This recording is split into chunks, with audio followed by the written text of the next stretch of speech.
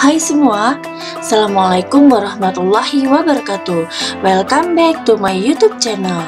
Pada video ini, saya akan membahas soal-soal persiapan tes PPPK atau P3K atau ASN ya, tentunya yang sesuai dengan kisi-kisi seri guru belajar Kemdikbud. Jangan lupa subscribe-nya ya, ditunggu, like, share, and comment. Bunyikan lonceng apabila Anda akan mendapatkan notifikasi dari video-video terbaru saya.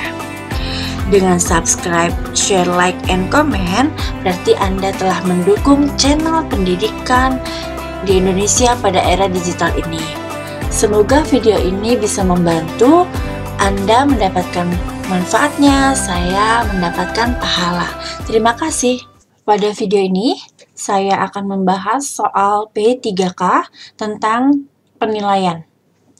Soal nomor 1, penilaian dalam proses pembelajaran berfungsi sebagai alat untuk mendeteksi kesulitan belajar. Merupakan pengertian dari A. Assessment of learning, B. Assessment for learning, C. Assessment to learning, dan D. Assessment as learning. Pada soal ini, kita akan membahas satu persatu apakah itu assessment of learning, for learning, dan as learning, dan to learning. Baik, kita akan bahas satu persatu. Untuk assessment of learning, penilaian pembelajaran dilakukan di akhir program pembelajaran. Tujuannya untuk memberikan pengakuan terhadap pencapaian hasil belajar setelah proses pembelajaran selesai. Jadi assessment of learning itu penilaian pembelajaran ya, yang dilakukan di akhir program pembelajaran. Tujuannya untuk memberikan pengakuan terhadap pencapaian hasil belajar setelah proses pembelajaran selesai. Bentuknya misalnya dengan ujian nasional, ujian sekolah atau ujian madrasah, dan berbagai bentuk penilaian sumatif. Nah, ini adalah assessment of learning. Lalu yang kedua adalah assessment for learning. Assessment for learning adalah penilaian untuk proses pembelajaran. Jadi penilaian untuk proses pembelajaran dilakukan selama proses pembelajaran berlangsung, digunakan sebagai dasar untuk melakukan perbaikan proses mengajar. Ya, sebagai perbaikan proses belajar mengajar. Bentuknya seperti apa? Penugasan, presentasi, proyek, kuis, itu adalah contoh-contoh bentuk assessment for learning. Jadi itu penilaian untuk proses belajar ya, perbaikan proses belajar. Misalnya formatif atau ulangan harian, tingkat kesulitan-kesulitannya sehingga guru tahu tingkat kesulitan siswanya seperti apa, seperti itu. Yang ketiga adalah assessment as learning. Ini penilaian sebagai pembelajaran ya, penilaian sebagai pembelajaran dilaksanakan selama proses pembelajaran berlangsung, melibatkan peserta didik secara aktif dalam kegiatan penilaian tersebut. Tujuannya menjadi bahan belajar.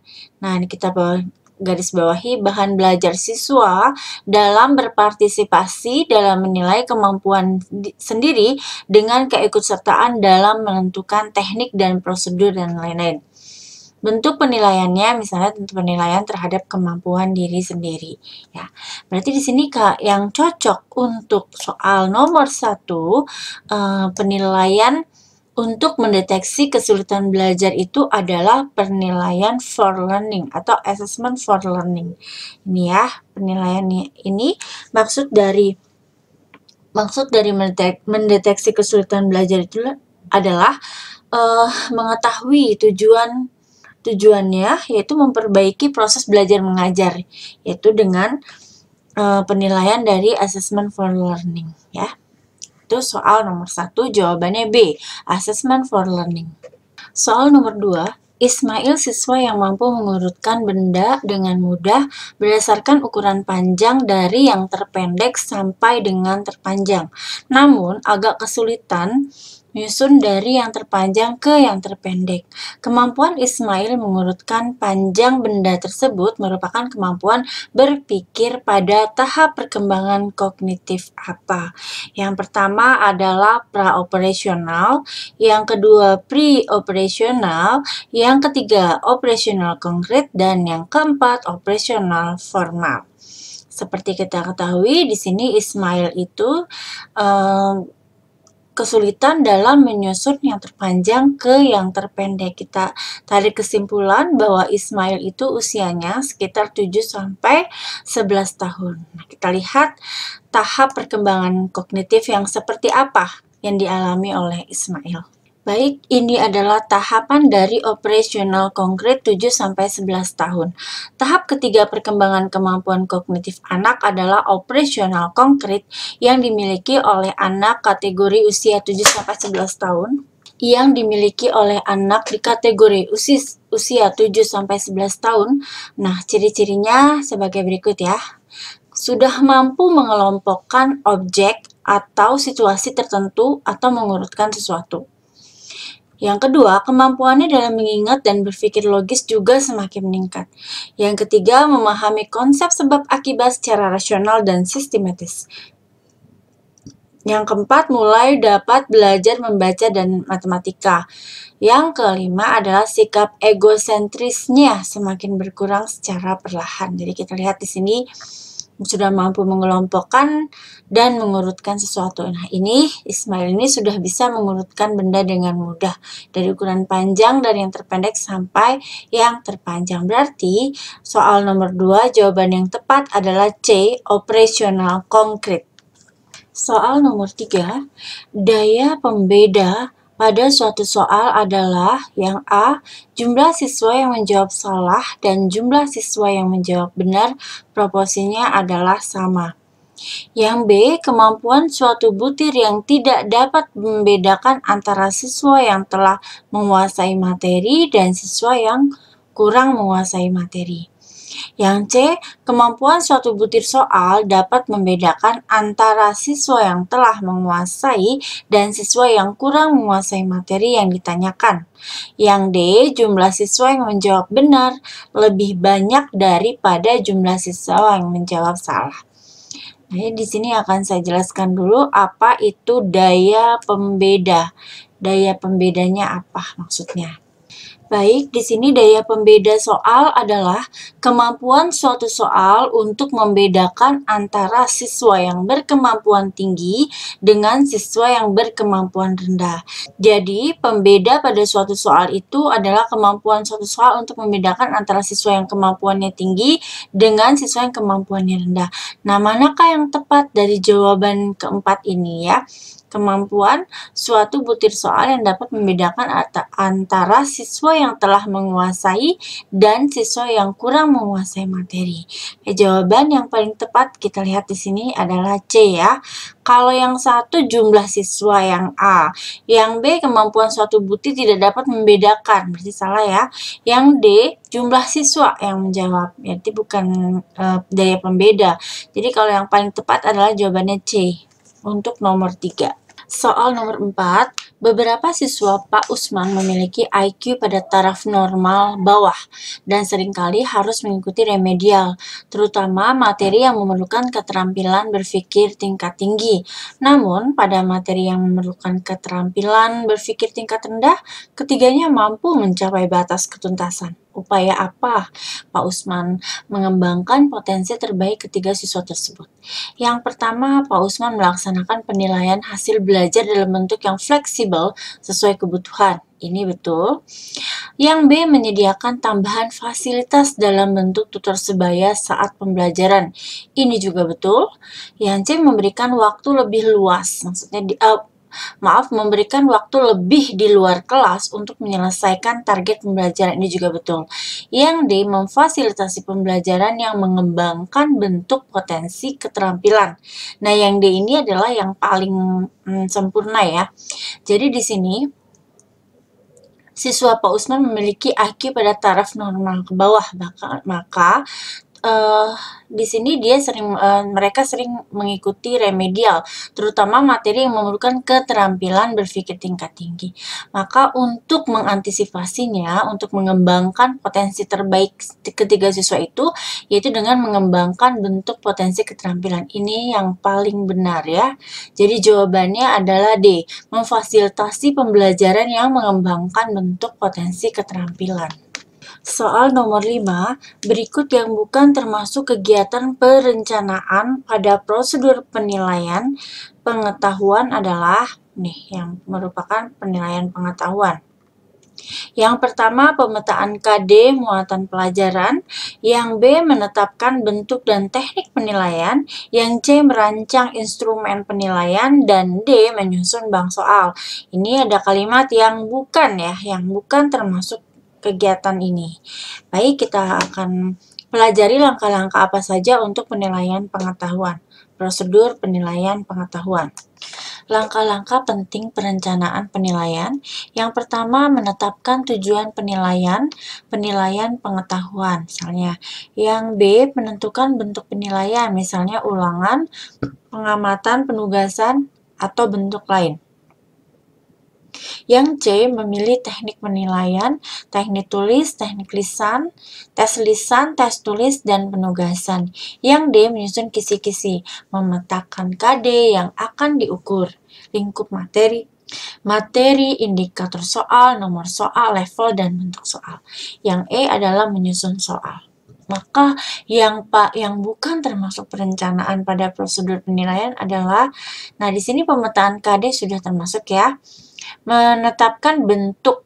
Nah, bentuk penilaian ini ya, yang poin B, dan tekniknya poin C. Ini udah. Yang C, merancang instrumen penilaian.